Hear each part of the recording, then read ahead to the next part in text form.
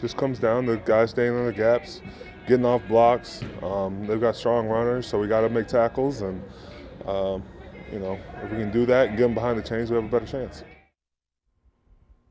Hi everybody, happy week 8 and welcome to the Matchup Show presented by Unibet. I'm Missi Matthews talking Steelers and Browns today. As Cam Hayward said, gap integrity will play a big part in this. Let's introduce you to today's panelists, Mike Prisuta of the DVE Morning Show and Steelers.com. And we also have Matt Williamson from Steelers Nation Radio.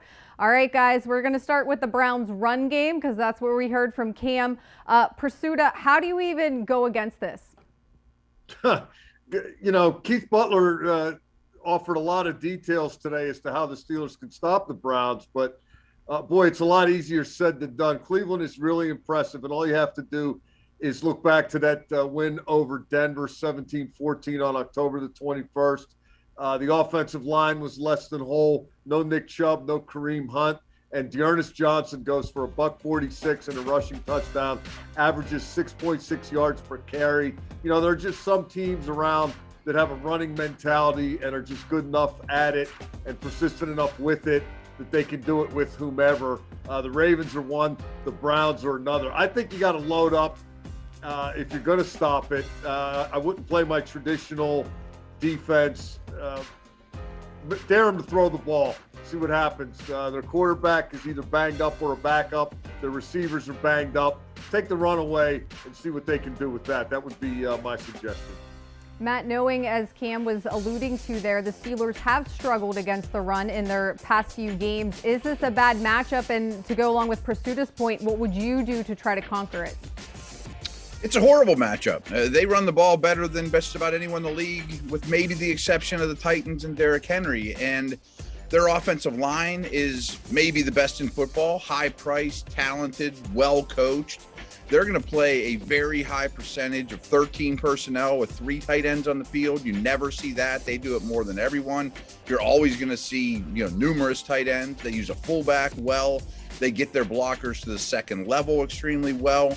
And I think Steeler fans better become pretty accustomed to seeing offenses roll out heavy personnel, because I don't think the opponent's going to want Pittsburgh in dime, nickel, a lot of defensive backs flying around. They want to see that base 3-4.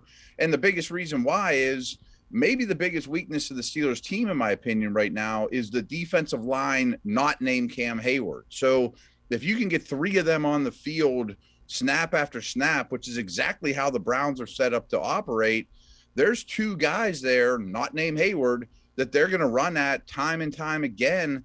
And the Steelers linebackers aren't great at taking on blocks. I mean, times have changed. This isn't Earl Holmes and Levon Kirkland. I mean, these guys are run and hit players that need to be protected. And Mike mentioned Johnson on Thursday night. He was outstanding. What do you say? He ran for almost 150 yards. Nick Chubb may have ran for 225 in that situation. He's an elite runner. All right, Mike. So if they're running the ball well and doing it a lot, time of possession becomes a thing. So on the flip side, for the Steelers, how do they get their run game going, knowing that maybe they're not going to have as much time as they do in terms of warming up to it? Yeah, that's another problem. The Browns statistically are very good against the run. I think they're beatable throwing. And Patrick Mahomes, Justin Herbert, and Kyler Murray would agree. They've all had huge games against this Cleveland defense. The one thing, 2 things I think the Steelers need to do in this game: try to play from ahead. Time of possession would be great, but the Cleveland offense isn't the same, nor I think is the Cleveland defense when the Browns are behind. And the other thing is protect the ball. Don't do anything silly. Don't turn it over. Don't get yourself in bad situations. Punting's not a horrible thing in this game. If you can stay tied or play from a lead, don't worry about whether you've got the ball or not. Worry about the score and approach it that way. Patience, persistence, try to outlast them. I wouldn't take a lot of chances against that pass rush on 3rd and long and risk something catastrophic happening. I'd live to fight another down in another series as much as possible to see how that plays out. Matt, you mentioned, the resources put into the Browns offensive line. We clearly know how the Steelers' current offensive line was formed. We do have a fan question that kind of goes along in this. A lot of questions have been, asked about Zach Banner. This is from Ted Webb. With a little traction in the running game the past 2 games, do we automatically insert Banner back into the lineup, or you just keep rolling with what we have and slowly work him back in? I wish I had a really strong answer here. I don't. I think that what they're doing is starting to show some continuity. If you don't insert Banner in the lineup, these guys are getting used to playing with one another. I think there's long-term benefits to keeping Moore at left tackle. I don't think they're thinking that way right now. They just want to win this game, get the next week. I'm not certain, and maybe Mike has an opinion on this, of what is their best tackle combination. Plus, are you going to get rust with Banner? Chooks could go to the left. I still think Joe Haig has played well. I don't think he's going to be in the equation, though. So I'm kind of dancing around it, to be honest with you. I don't know the best formula. I probably would just keep the starting 5 as it is. If I were to make a change, it would be Banner going to right tackle and Chooks being the 6th offensive lineman, which wouldn't break my heart to see some 6 offensive line sets as well to get these guys out there all together. Yeah, I'm not down on more long-term at all, but Matt, I'm with you on the just find a way to win this game, this day mentality.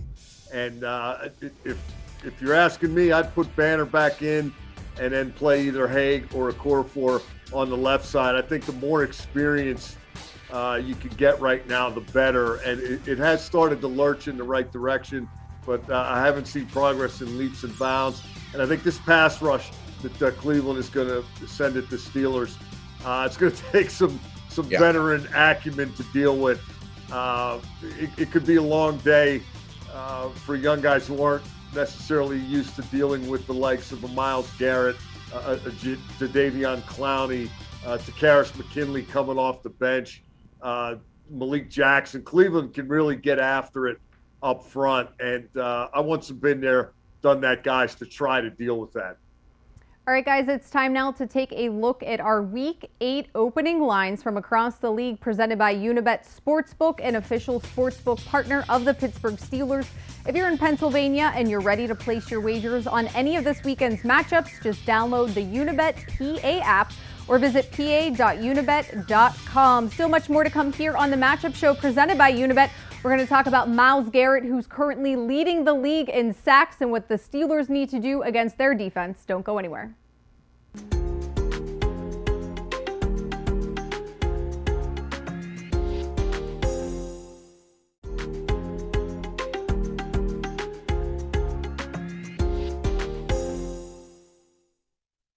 All right, welcome back to the Matchup Show presented by Unibet. We have some more fan questions to get to as we continue throughout our show. We talked about this just slightly. Heather wants to know, guys, who would you rather have at quarterback for the Browns, Baker Mayfield or Case Keenum? Matt, we'll start with you on this one. I'd prefer Baker from the Steelers' perspective, and here's why. I wasn't impressed how he was playing pre-injury. I was less impressed how he was playing during the injury, and I'm not a doctor or far from it, but this is a type of injury that's a pain tolerance thing. It's a long-term thing to get healed properly. So every hit he's really going to feel. We've seen him, particularly in Steeler games, wince in the pocket, not be particularly, comfortable after a few hits. So I think I would go that direction. Plus, he's a little bit more of a risk taker with the football. I would trust Keenum to play it closer to the vest than Baker. Trev? I'd rather see Keenum. I get where Matt's coming from. I might think a little more highly of Mayfield than some people, even banged up as he is. And to me, his arm strength is the deciding factor. If this thing's going to go well for the Steelers, guys, they're going to find a way to at least limit Cleveland's rushing. So now it's going to come down to what can the quarterback do to beat you. And Baker, he does take a few more chances, but he's also got the gun. Keenum's a little bit more of a by-the-numbers guy. Keenum can execute the same offense with the play-action boots and whatnot, but he's capable. He's a been there, done that guy, but I'll always take my chances with the backup. All right, let's talk about the two game wreckers, as they like to say, on either side for both defenses. Myles Garrett, as I said, leads the NFL with 9.5 sacks. TJ Watt has 7. Triv, which one's going to play a bigger role in this game? I'm sorry, Missy. I'm having trouble hearing you. There's a train rolling by here behind me. So we're talking about Myles Garrett and TJ Watt. Yep, you got it. Yeah, I think Watt's the better player. The sacks are about the same since they both entered the league back in 2017. The difference is TJ Watt's got 20 forced fumbles to Myles Garrett's 10. I also think TJ Watt's a little more responsible against the run. I think he's a better player on the backside. I think TJ Watt is one of, if not the best defensive players in football. I think Myles Garrett is really good at rushing the passer and sacking the quarterback. I'll take number 90. All right, Matt, I have another fan question for you to go along with this topic in terms of Myles Garrett. Liz wants to know, what is the best way to minimize Myles Garrett's effect on this game? Wow. He is an elite talent, and I'm going to argue with Triv a little bit on this one. That. It's neck and neck. I mean, I think they're the two best edge defenders in all of football and clearly top 5 defensive players. I think Garrett's the superior player, though, just because of physical gifts. I mean, he's 30 pounds heavier. He's stronger. He's more physical. Neutralizing him is really difficult, especially now with Clowney involved. And contrary to popular belief, I mean, a fellow first overall pick in Clowney like Garrett, Clowney's not a natural pass rusher, but he's a natural disruptor. So you still definitely help the guy dealing with Garrett. But those guys will also align on the inside. They're going to move them all over the line of scrimmage. If you had a more mobile quarterback, I would say roll away from him, things like that. But I think you just have to double them consistently. But that's not a great answer because the other guys then have great matchups. What do you think about running at him, Matt? I mean, he is going to move around, yeah. But most of the time he's going to be on the left side or the right side in that kind of wide 9 technique, almost inviting you to run in the gap he's creating between himself and the guy nearest to him. He really sells out to take that edge angle, does he not? Yeah, I like that suggestion a lot. And to take it a step further, I mentioned Clowney, not a natural pass rusher. He is a stud against the run, though. So maybe go in the opposite direction, kills 2 birds there. All right, guys, I don't know about you, but I'm pretty excited for this matchup. AFC North football, Steelers coming off of a bye. I missed it a little bit. I think this is going to be a good one on Sunday. No doubt. Yeah, I'll tell you one thing I'm really looking forward to seeing, and I'm not sure how much we're going to see it, but the return of Anthony McFarland to the 53. He's a nice gadget-type piece. A Matt Canada type of component to the offense. I keep thinking back to training camp when what I saw at least was a guy who was much improved catching the football, and we saw a lot of formations, did we not, Missy, over at Heinz Field, where both Najee Harris and Anthony McFarland were part of the 5 skill players, and they were keeping Harris in the backfield and putting McFarland out wide, or they were putting them both in the slot. Just another guy that can do damage in space, get him the ball quickly and see what can happen. Maybe a matchup problem. Maybe he creates a matchup for somebody else. I don't think he's going to play a ton of snaps, but I think that the snaps he ends up playing might really be impactful, particularly if this is the close game that I envision it playing out to be. He's also one of those guys, yes, he played a little bit his rookie year last season, but not a ton of snaps to go back and watch. So I'm with you there, Triv. Guys, it is time now to tell you about Pick and Win, also presented by Unibet. Each week, participants can answer a variety of trivia and predictive questions to earn points. The person with the most at the end of each week wins a prize. The grand prize at the end of the season to the top points getter is a trip to the Pro Bowl in Las Vegas.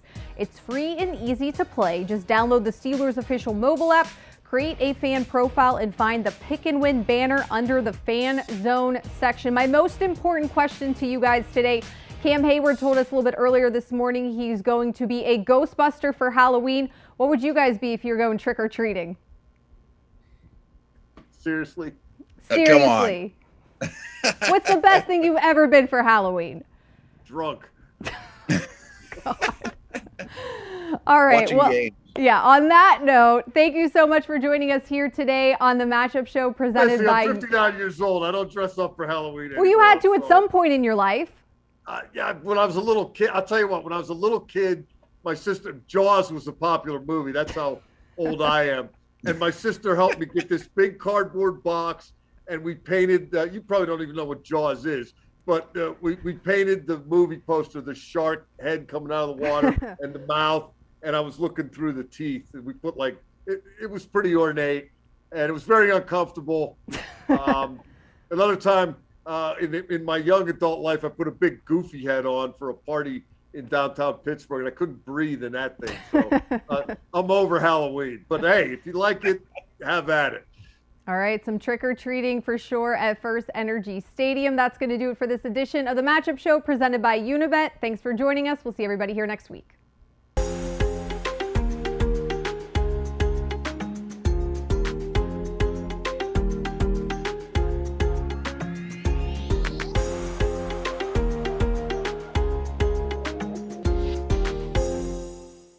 What's up, Steelers Nation? It's TJ Watt. Welcome to the Pittsburgh Steelers official YouTube channel. Make sure you subscribe to our channel to stay up to date on everything going on in the Steel City. Thank you for being the best fans in football. Here we go.